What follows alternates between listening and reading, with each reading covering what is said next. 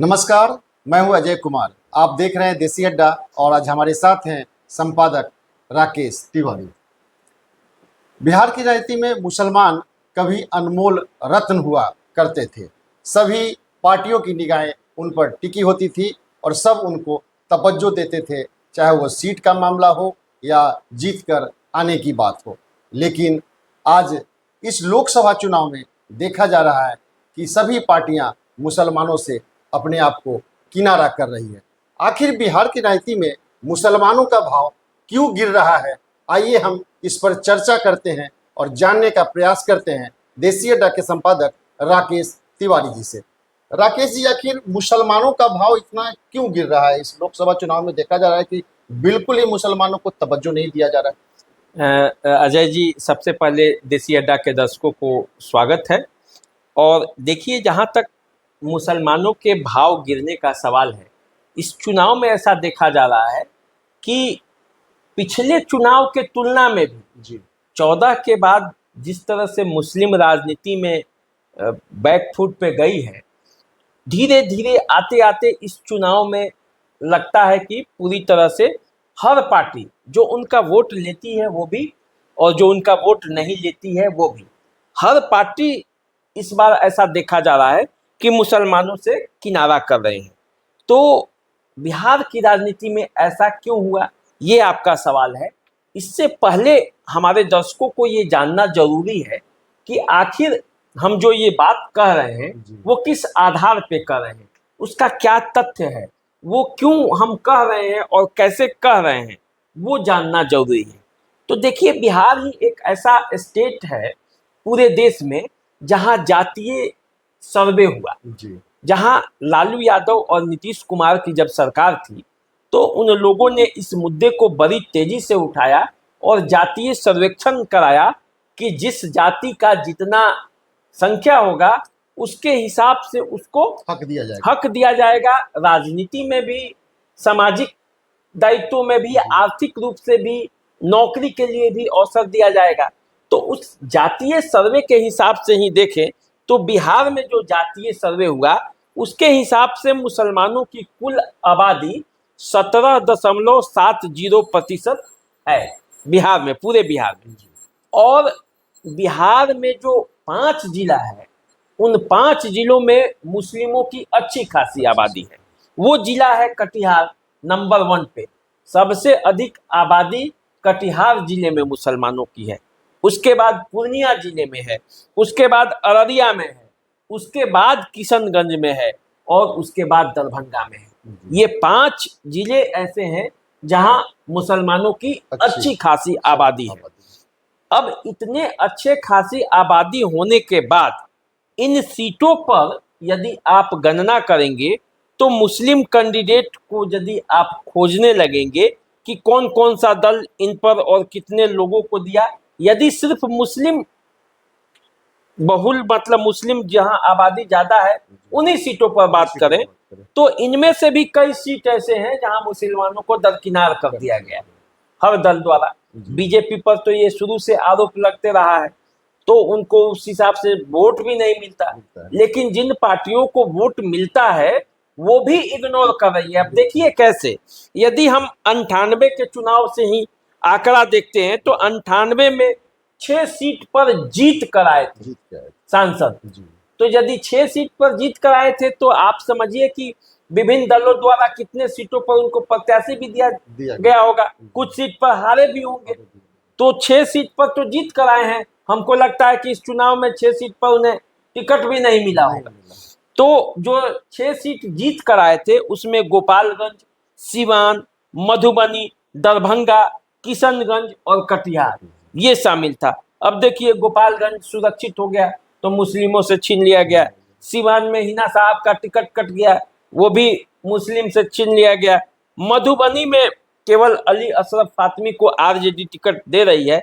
दरभंगा में जो मुस्लिमों का माना जाता था, आरजेडी हर बार वहां से देती थी, इस बार वहां से यादव को चुनावी मैदान में उतारा गया है। किशनगंज और कटिहार, तो किशनगंज और कटिहार ये दोनों कांग्रेस की सीट थी।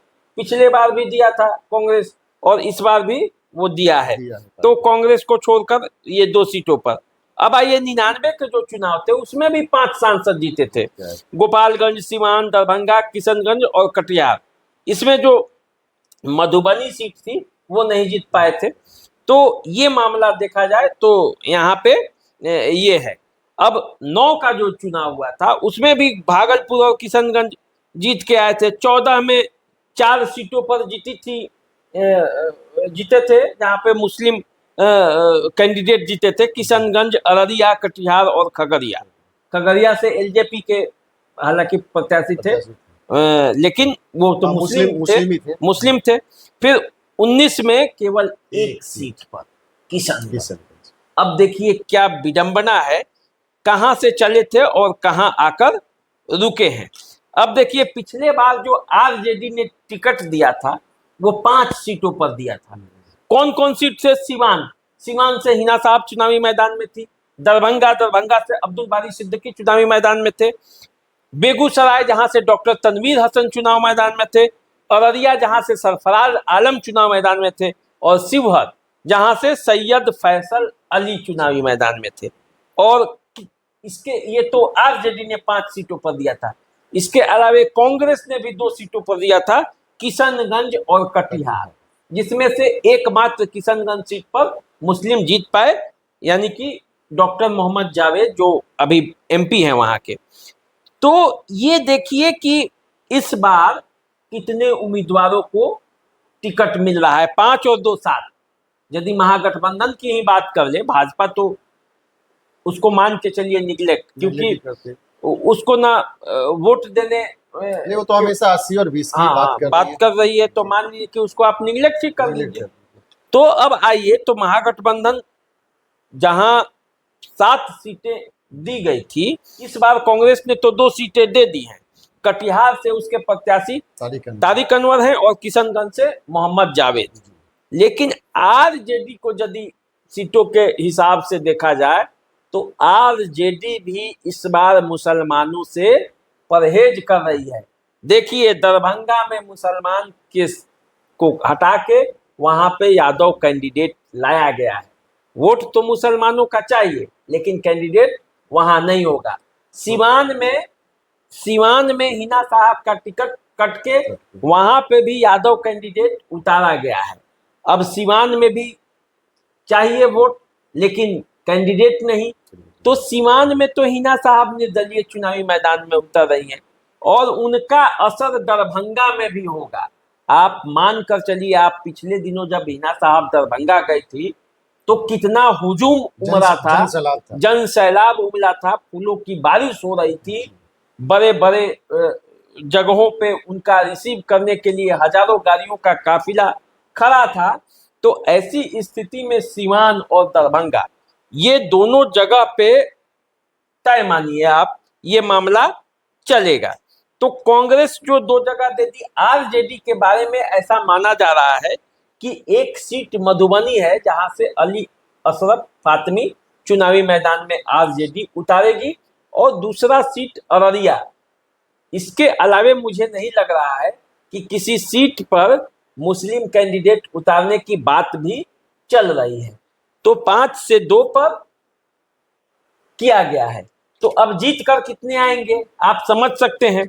तो मुस्लिमों की भागीदारी कहां तक आई है, सिमटती जा रही है। जहां ये अनमोल रत्न हुआ करते थे, जैसा कि आपने बताया कि बिहार की राजनीति नहीं देश की राजनीति में अनमोल रत्न हुआ करते थे, उस अनमोल रत्न को कहां ले जाया गया है ये भी देखिए। तो अब आइए, मतलब एक बात है कि क्यों आखिर ऐसा हालत हुआ। नहीं, मेरा ये भी कहना है कि एक समय था कि माई समीकरण के बदौलत आरजेडी सत्ता में बनी रही और अभी भी तेजस्वी यादव पिछले जो जन सैलाब हुआ था गांधी मैदान में, ये सिर्फ माई की नहीं बाप की भी पार्टी है।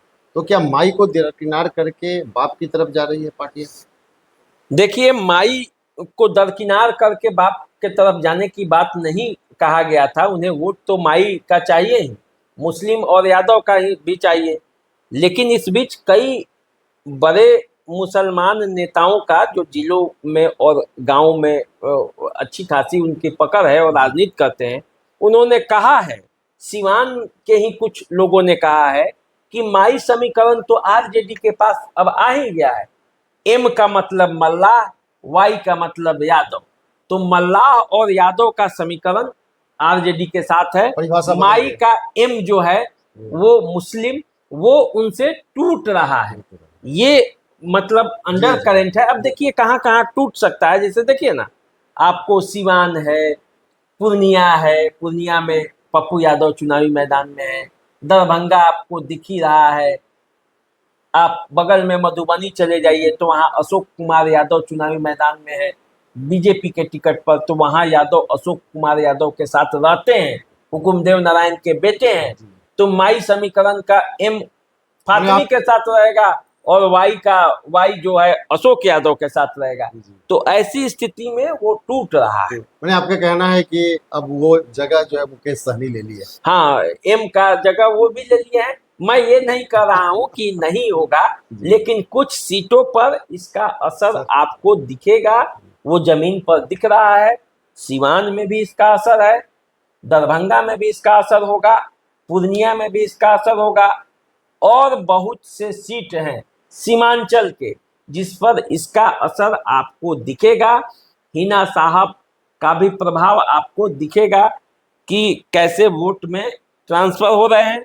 यदि 5-5 हजार, 10-10 हजार, 20-20 हजार, 50-50 हजार किसी किसी क्षेत्र में यदि वोट कटते हैं तो हार जीत में वो कितना बड़ा अंतर लाएंगे ये आप समझ सकते हैं। तो अभी जो स्थिति है मुसलमानों की, इसका भाव गिरने का क्या कारण हो सकता है? देखिए अजय जी, मुसलमानों का जो हालात हुआ है बिहार की राजनीति में, और ऐसा कहा जा रहा है कि उनका भाव गिर गया है और कोई राजनीतिक हर दल जो है उनसे किनारा कर रही है, उसके कई कारण हैं। पहला तो कारण आप ये मान के चलिए कि तुष्टीकरण है। पिछली सरकारों ने इतना अधिक मात्रा में किसी का भी अति सर्वत्र वर्जते ये कहा गया है, तो मुसलमानों का तुष्टीकरण इतना किया गया कि अब हिंदू समुदाय जो है, जिसको बीजेपी ने मोहरा बनाया और कहा कि भाई ये देखिए, और वो बात सच दिखती भी है कि कितना तुष्टीकरण किया गया, और उसका हालात ये हुआ कि उनके खिलाफ गोलबंदी हो गई। तो जब किसी का भी तुष्टीकरण किया जाएगा या हिंदू तुष्टीकरण किया जाएगा तो मुस्लिम उसके खिलाफ खड़े होंगे, मुस्लिम तुष्टीकरण किया जाएगा तो हिंदू उसके खिलाफ होंगे। अब आबादी तो 80-20 की कही जा रही है ना, तो यदि 80-20 की आबादी है तो 80 यदि विरोध में खड़े हो गए तो उसी समय हार तय है। तो हारने वाले को पूछता कौन है? पिछले सरकारों तक, 14 के पहले तक ये स्थिति नहीं थी, ये तुष्टीकरण वाला मामला उतना नहीं चलता था। तो ऐसी स्थिति में भाव बना हुआ था। अब देखिए मुसलमानों की स्थिति ऐसे पहुंची क्यों, मुस्लिम नेताओं की स्थिति ऐसी पहुंची क्यों? उसके पहुंचने का सबसे बड़ा कारण है कि मुसलमानों ने ही अपनी स्थिति यहाँ तक पहुंचाई है। वो कैसे पहुंचाई है? हालांकि कई लोगों को ये बात खराब लगेगा, वो सोचेंगे कि ये किसी दुर्भावना से होकर कर रहे हैं, लेकिन मैं सच्चा बात बता रहा हूँ।